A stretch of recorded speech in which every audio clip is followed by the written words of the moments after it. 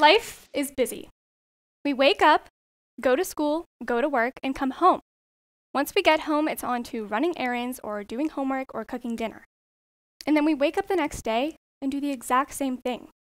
We've stopped giving ourselves time to just pause and take a breath, to relax and escape from the world around us. But every single one of us needs that break, and reading is one of the best possible escapes. Imagine laying in your bed or laying on your couch, wrapped up in blankets and picking up your favorite book, feeling the pages under your fingers and hearing the spine crack when you open it, embracing the comforting scent of the pages and that mixing with the smell of a fresh cup of hot coffee or cocoa. Honestly, that's one of my favorite feelings. The stresses of everyday life melting away as soon as I set my eyes on the pages. I've loved reading since before I can remember. By a show of hands, how many of you would say that you actually enjoy reading? Be honest here. Thank you. Now, what if I told you that a lack of reading can indirectly correlate to poor character? Now, I'm not saying that every person who doesn't like to read is a terrible human being. I'm saying that can't a lack of motivation to explore new worlds and learn new things through books correlate to poor character? Or how about that reading can be a simple fix to some poor personality traits you might have? I'm not just making this stuff up, there is some science behind this. Firstly, when I say reading, I don't mean books assigned for school or nonfiction books. I mean books about magic and new worlds and time periods, ones that expand your imagination. Leisure reading has hit an all-time low in the US, with the number of people reading for a certain time period each day falling more than 30% since 2004.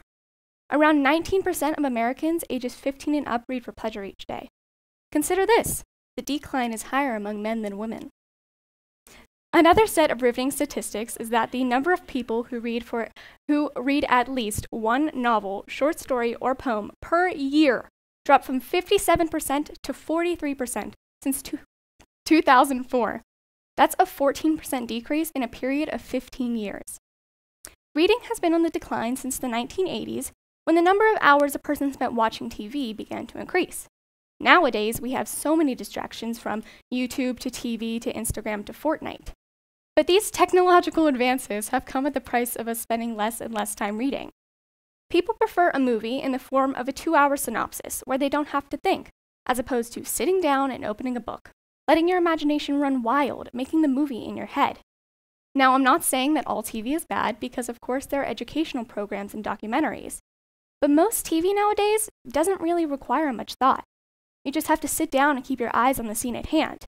No analyzation is required, much unlike books.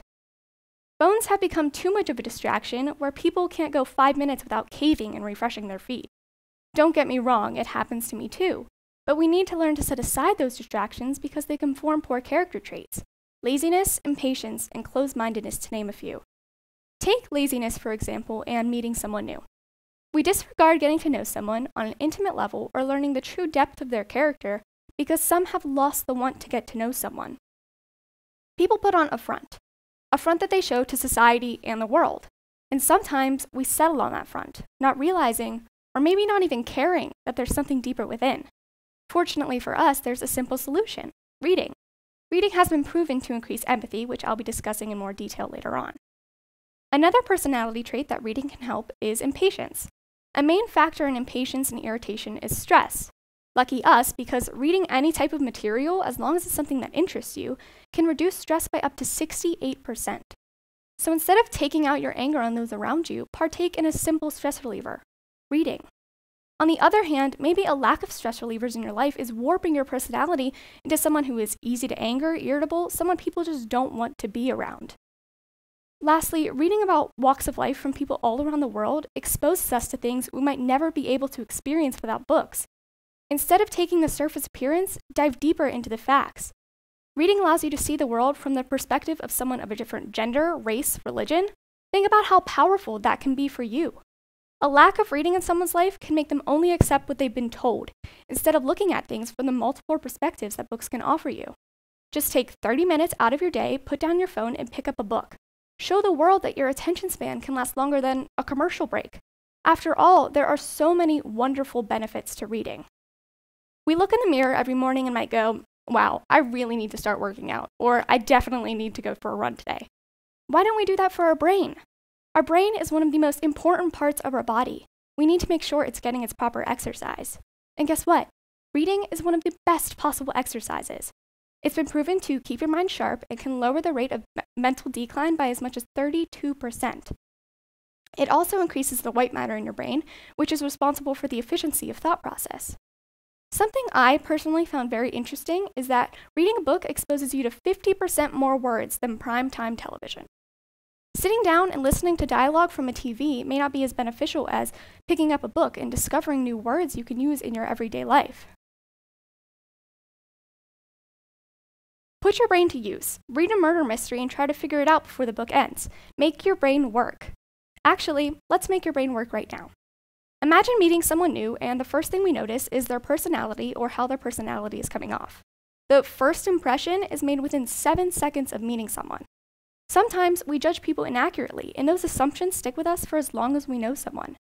Imagine if we could become better at reading people instead of making these possibly inaccurate assumptions.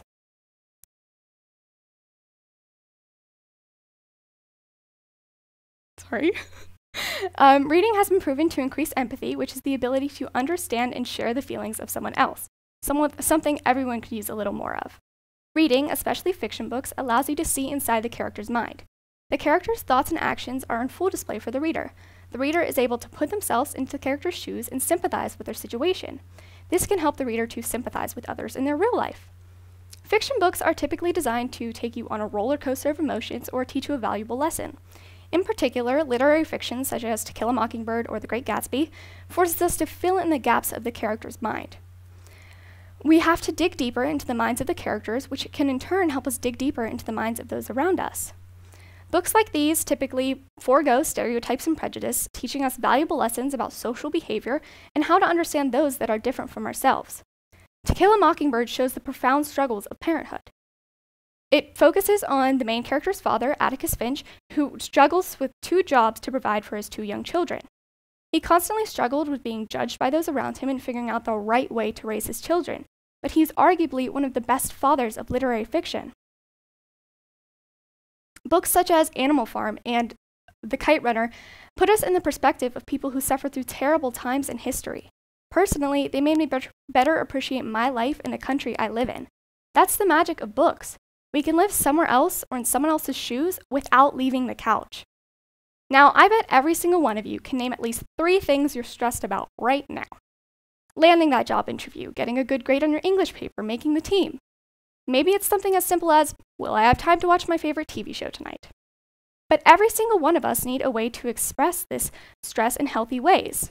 Pent-up emotions can have awful consequences on you and the people around you. As I mentioned before, reading drastically reduces stress. Now, for reducing stress, it can be any type of book as long as it's something that interests you.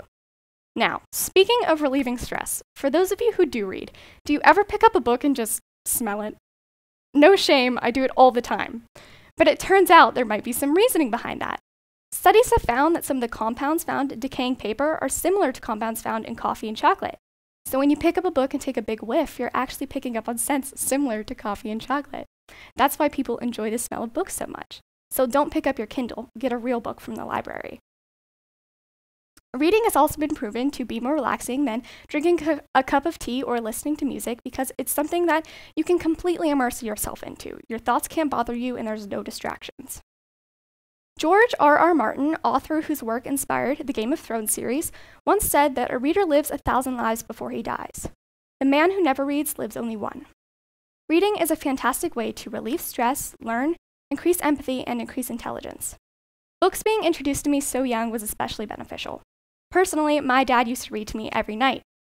Sure, I may have butchered new words that I found through books, like I pronounced Panama as Panama for years, but it also instilled a deep passion for reading in me, enough so that I'd stand up here and talk about it today. Find something you care about. I guarantee you there's a book that complements that interest, and if you care enough, you'll learn to love reading. Trust me, a chapter a day keeps apathy away.